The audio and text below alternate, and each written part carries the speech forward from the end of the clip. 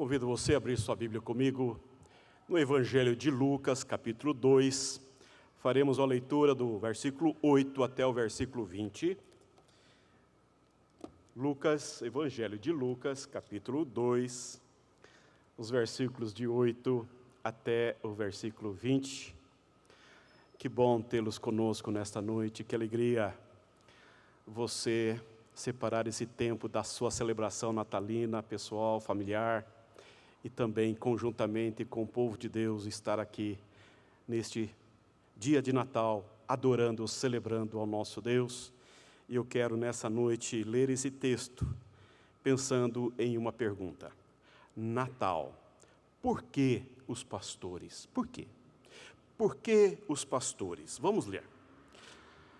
Havia naquela mesma região pastores que viviam nos campos e guardavam o seu rebanho durante as vigílias da noite. E um anjo do Senhor desceu aonde eles estavam, e a glória do Senhor brilhou ao redor deles, e ficaram tomados de grande temor. O anjo, porém, lhes disse: não temais. Eis aqui vos trago boa nova de grande alegria, que o será para todo o povo. É que hoje vos nasceu na cidade de Davi o Salvador, que é Cristo o Senhor. E isto vos servirá de sinal: encontrareis uma criança envolta em faixas e deitada em manjedoura.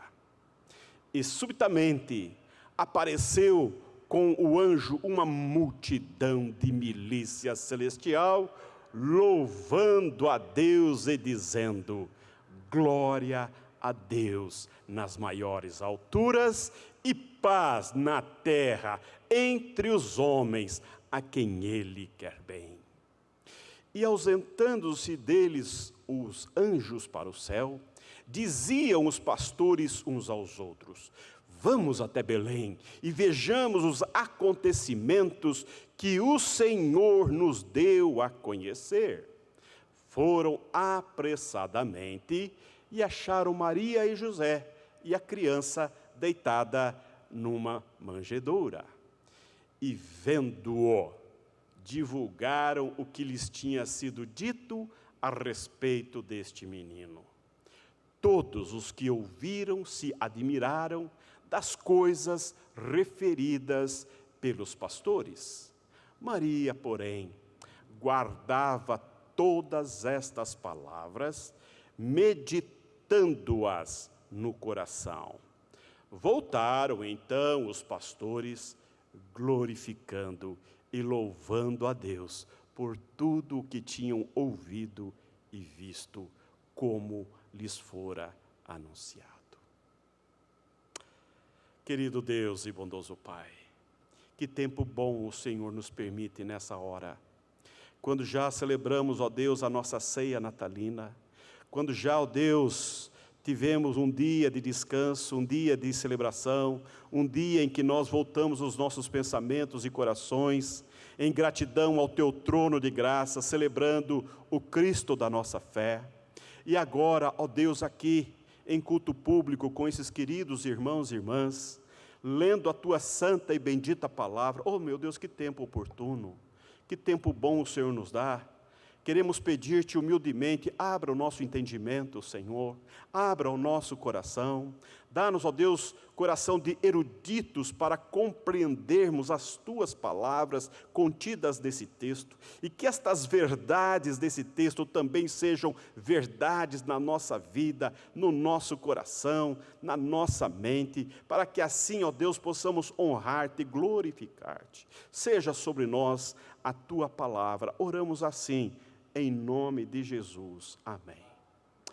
Por que os pastores? Era Natal. Nós entendemos porque Jesus nasceu na manjedoura.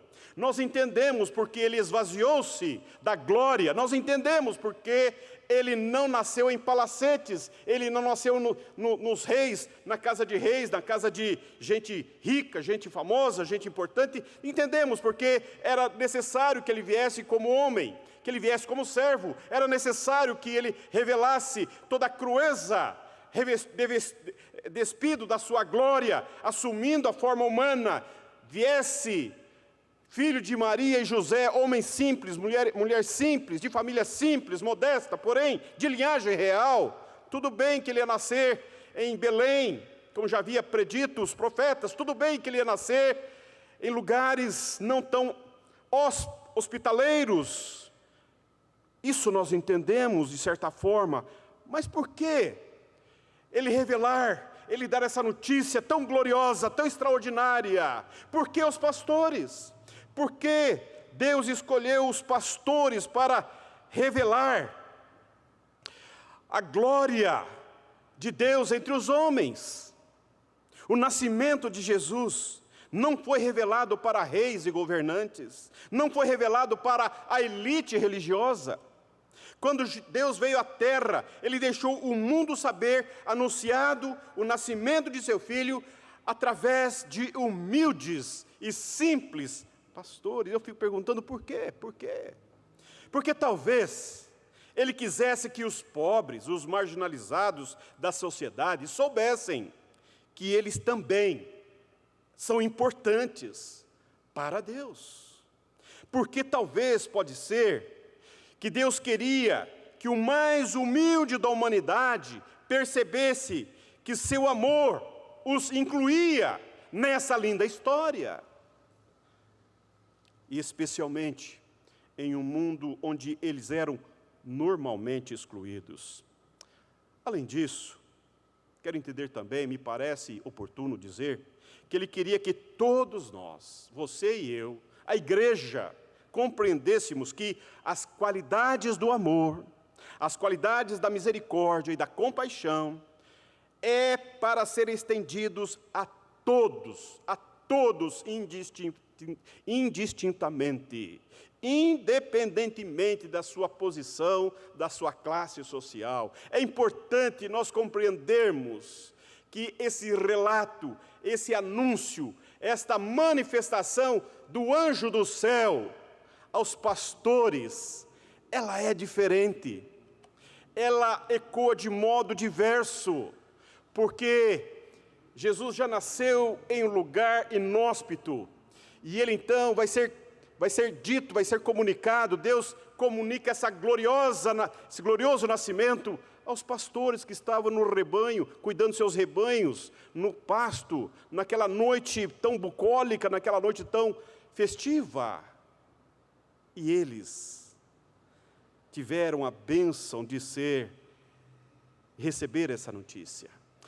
Por quê? Em primeiro lugar, Deus revela-se ao mais humilde da humanidade. Deus revela-se ao mais humilde da humanidade. O Deus que se fez gente, o Deus que se fez homem, o Deus que veio em forma de bebê, o Deus que nasceu numa manjedoura, o Deus que revelou a sua humildade, cheio de glória, porém, sem pompas, ele revela-se também ao mais humilde da humanidade. Veja os versículos de 8 a 10. Havia naquela mesma região pastores que eles viviam nos campos e guardavam o seu rebanho durante as vigílias da noite. E de repente um anjo do Senhor desceu onde eles estavam. E veja que coisa extraordinária. Essa manifestação de Deus para esses homens simples, esses homens rudes, esses homens talvez ignorantes, esses homens que não tinham acesso ao templo, não tinham acesso aos processos religiosos, porque o cuidado com o seu rebanho não lhes permitia manter os ritos de purificação para acessar o templo. Eles eram esquecidos, eles eram ignorados. A estes, a glória do Senhor brilhou, e eles ficaram tomados de grande temor, ficaram horrorizados, temerosos de ver a manifestação gloriosa de Deus em torno de si. E o anjo, porém, lhes disse: não temais, não temais. Eis aqui vos trago boa nova de grande alegria, que será para todo o povo. Ô meu irmão, minha irmã, eu penso, por quê? Porque aos pastores, entre os judeus na época do nascimento de Jesus, os pastores não eram tidos em grande estima. Pelo contrário, no Talmud, que é a lei judaica, está escrito que os pastores não eram autorizados nos tribunais para sequer serem testemunhas de algum processo. O Talmud também ensina que nenhuma ajuda poderia ser dada aos pagãos ou aos pastores. Os pastores eram desprezados, porque eles não podiam comparecer nos serviços do templo e manter os rituais, as leis cerimoniais, as leis de purificação, porque os seus rebanhos os impediam de praticar com frequência a religião judaica. Veja, era um grupo de pessoas que estavam marginalizados, fora da convivência social, da convivência política, da convivência religiosa. A estes, a notícia chega primeiro, a estes. Por quê? Em primeiro lugar, porque Jesus se identifica com o manso e com o humilde. Em Mateus 11, 28 a 30, Jesus vai dizer: eu sou manso e eu sou humilde de coração. Há uma identificação clara, em que Jesus vai acolher, vai olhar e vai atender aos humildes, aos mansos. 1 Coríntios, capítulo 1, Deus acolhe as coisas fracas para confundir as fortes. Você sabe disso. O Evangelho é esse poder glorioso de Deus que escolhe as fraquezas, as debilidades, as inconsistências humanas para confundir as fortalezas dos fortes. Deus tem essa sabedoria que inverte a força, que inverte o poder humano. Ele olha para os débeis, Ele olha para os inconsistentes, Ele olha para os fracos, e a estes Ele reclama para si. Isso é extraordinário. Deus se revela para os fracos, porque Jesus se identifica com os humildes. Em 1 Pedro vai dizer que Deus resiste aos soberbos, porém dá graça aos humildes. Deus não tem tolerância com aquele que é arrogante, aquele que é soberbo, aquele que é cheio de si, empafioso. Pelo contrário, Deus está perto, próximo, muito próximo daquele que é humilde. E Ele se identifica com aqueles que estão cansados, fatigados. Aliás, você sabe que o nascimento de Jesus foi esta grande notícia para aqueles que estão cansados, exauridos, fatigados de religião, de processo religioso sem vida, sem graça, sem substância. Um processo religioso morto, falido, cheio de ordens, de ordenanças, de regras e comportamento, mas desprovido de graça, de beleza, de leveza, de bênção, de vida na vida. Por isso que Jesus veio. Jesus veio justamente para trazer vida, descanso aos que estão cansados e sobrecarregados. Ele se identifica com aqueles que são incultos para o mundo. Se Deus fosse revelado na sabedoria do homem, apenas homens sábios poderiam conhecê-lo. Se Deus fosse revelado na força do homem, apenas homens fortes poderiam conhecê-lo. Se Deus fosse revelado nas realizações do homem, apenas os orgulhosos poderiam conhecê-lo. Se Deus fosse revelado na riqueza do homem, só os ricos poderiam conhecê-lo. Deus escolheu se revelar naqueles que são desprezados no mundo, de modo que, quando o milagre da salvação é operado neles, somente Deus recebe toda a glória e toda a honra. Ele se identifica com aqueles que são humildes. Ele se identifica com os que são tentados. Jesus suportou as mesmas tentações que todos nós enfrentamos, mas permaneceu sem pecado, porque para ele era impossível pecar. Sendo tentado como nós, ele se compadece das nossas fraquezas. Oh, meu irmão, esse é uma das razões por que Jesus é anunciado primeiramente aos pastores, porque aqueles homens revelavam um extrato da cultura, de gente que precisava de uma relação de pessoalidade com Deus. Aqueles homens que estavam tocando a vida na bucolidade, na simplicidade, na vida comum do campo, a estes tiveram o privilégio de receberem a boa notícia do Salvador. Eles estavam prontos, ávidos, preparados para esta bela anunciação. Ele conhece a luta com a tentação, porque ele enfrentou todo o peso da tentação. Nunca somos totalmente tentados, porque na nossa fraqueza podemos desmoronar sob tensão do pecado.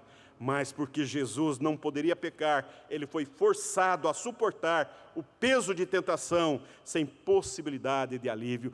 Ele levou sobre si os nossos pecados sem pecar. Ele, sendo santo, foi encharcado do seu e do meu pecado.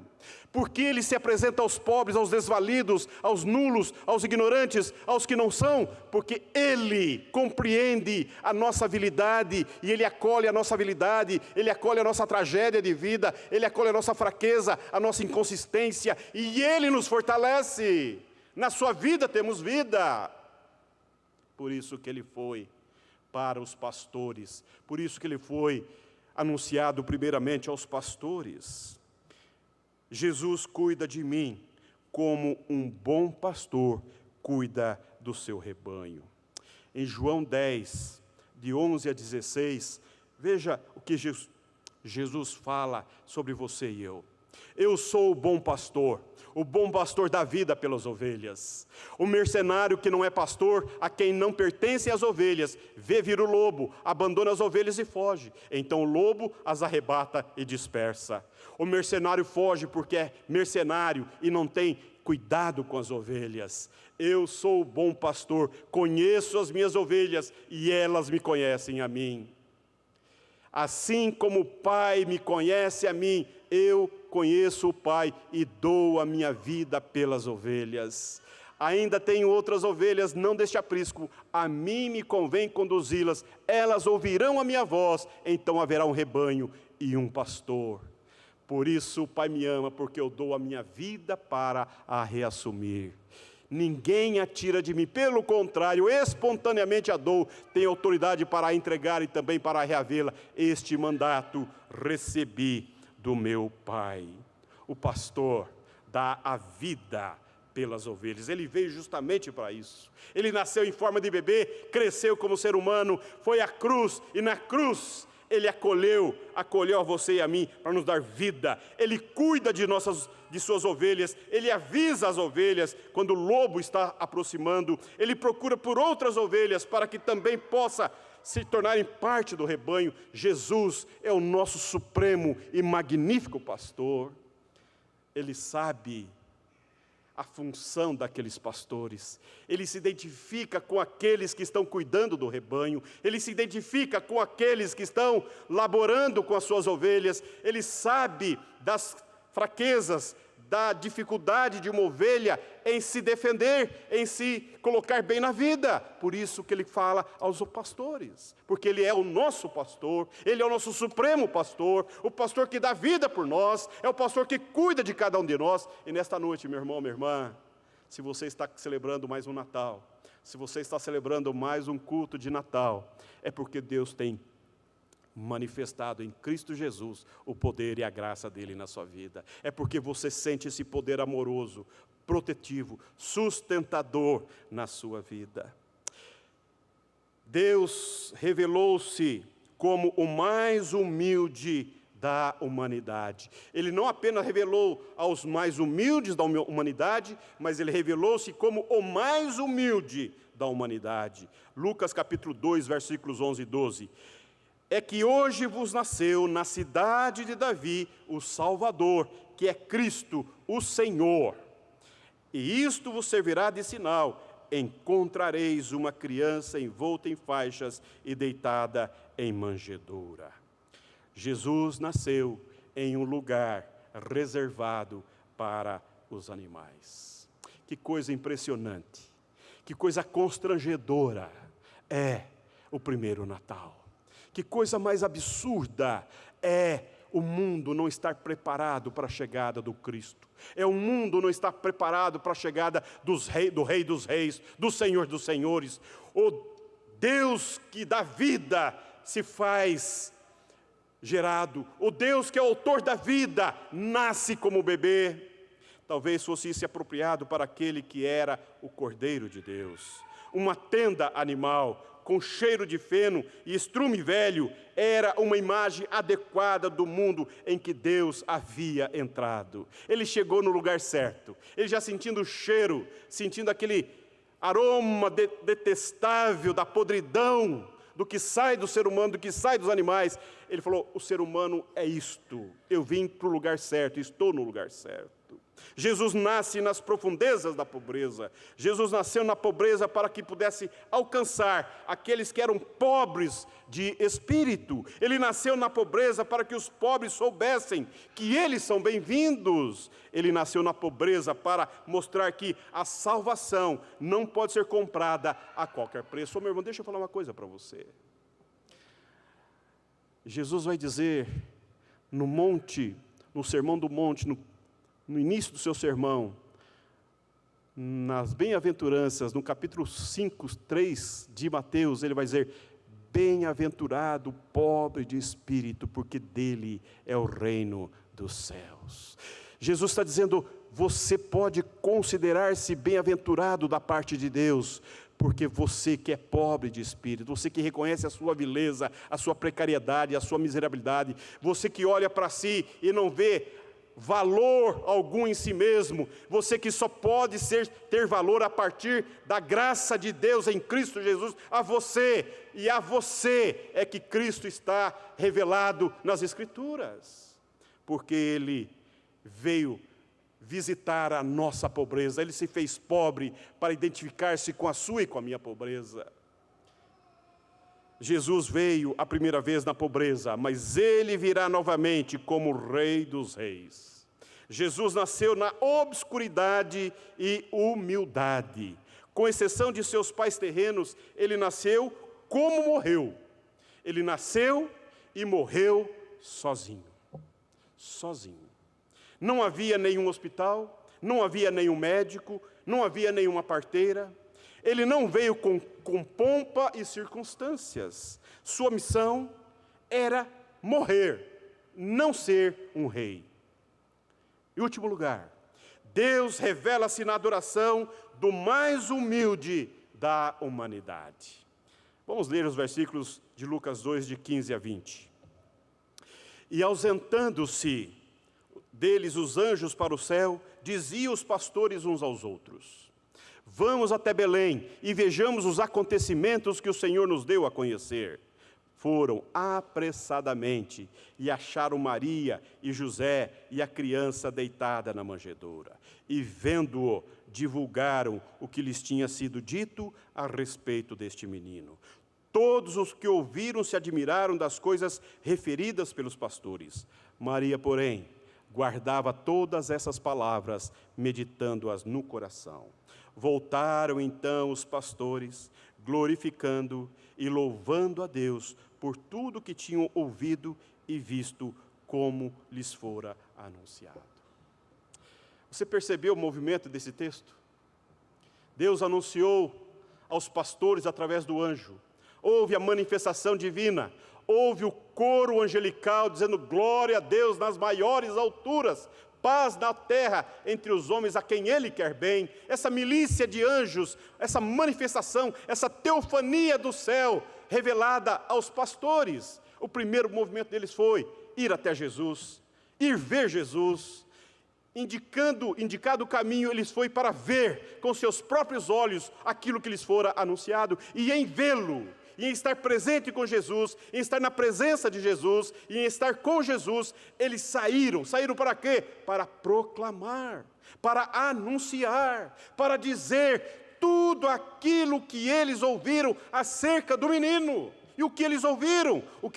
Que este é o Salvador do mundo. Eles vieram, estiveram com Jesus e saíram para o mundo para proclamar, para anunciar, para dizer que Jesus está presente, que o Messias chegou, que o Deus cumpriu a sua palavra, que a missão de Jesus está iniciando, que o Rei dos Reis se tornou gente. Meu irmão, minha irmã, esta é a proclamação que eu e você devemos fazer. Nós que recebemos a boa notícia do Evangelho, nós que somos portadores da graça do Espírito Santo em nós, que vivemos no Cristo da fé, que temos comunhão com Cristo, que vivemos no Cristo, somos chamados também a abrirmos a boca e proclamar que quem salva é só Jesus, é só Jesus, é só Jesus. A mensagem foi entregue, temos que recebê-la. Assim que os anjos entregaram a mensagem, os pastores partiram para Belém. Eles foram a Belém para ver os acontecimentos que o Senhor nos deu a conhecer, não para ver se isso ia acontecer. Eles tinham convicção, eles tinham certeza. A palavra de Deus na mente e no coração deles é verdadeira. E eles foram constatar, verificar, apalpar, ver com os próprios olhos aquilo que espiritualmente já contemplavam. Eles ouviram a palavra de Deus e creram. Da mesma forma, quando cremos em Deus e na sua palavra, e que Jesus Cristo veio para nos salvar, nos tornamos filhos de Deus. Suas ações provou a sinceridade da sua fé, porque eles creram em Deus, eles foram apressadamente e encontraram o recém-nascido. O que eles fizeram foi firmado sobre a fé sincera de que o Messias finalmente havia chegado. A mensagem foi entregue e agora eles vão compartilhá-la. O fato de que tantas crianças estão morrendo de modo tão trágico é triste, é muito triste. Isso está acontecendo em nossos dias, revela falta grave de compaixão para com os nossos semelhantes. É verdade, mas, meus irmãos, mais ainda trágico é o número incontável de pessoas que vivem sem uma relação pessoal e profunda em Cristo Jesus. Isso é grave, isso é gravíssimo, isso é gravíssimo. Quantos vivem hoje sem ouvir do Evangelho? Quantos nos encontramos hoje que nunca ouviram o Evangelho? Quantos vão cruzar os seus e os meus caminhos que não conhecem a Jesus Cristo como seu Salvador pessoal? Nós temos essa grande responsabilidade de contar aos outros sobre o Natal do nosso Salvador. A mensagem foi entregue e agora devemos louvar a Deus por isso. Eu quero concluir. Por que os pastores? Sendo um com conhecimento infinito, tenho certeza de que Deus tinha muitas razões pelas quais Ele se revelou aos pastores. O seu propósito principal era o de transmitir a mensagem de que o Evangelho é para o que crê. O Evangelho é para o que crê. Quando Jesus nos mandou ir para o mundo inteiro e pregar o Evangelho, Ele nunca especificou a quem devemos ir. Devemos ir para o mundo pregar o Evangelho. Na verdade, quando Ele nos disse para ir para a Judéia, para a Samaria e até os confins da terra, Ele eliminou qualquer possibilidade de discriminação da nossa parte. O Evangelho precisa ser pregado no continente africano, no continente asiático, no continente europeu, no continente americano, em todas as tribos, línguas, povos e nações. O Evangelho precisa chegar até o coração dessas pessoas. Todo mundo tem necessidade da salvação, independentemente de sua condição, de sua cor, de sua raça, ou de sua tribo, ou de sua posição pessoal. O Evangelho é para todo aquele que nele crê. Os pastores creram. Os pastores creram e anunciaram. Os pastores creram, anunciaram e proclamaram e glorificaram a Deus. Eu quero com isso dizer para você, meu irmão, qual é o seu e o meu desafio no Natal? É viver essa realidade pela fé. É viver essa realidade do Natal em nós e proclamarmos a todo momento, a todo instante, essa graça maravilhosa e bendita que advém do Natal. Cristo em nós, esperança da glória. Que Deus nos abençoe.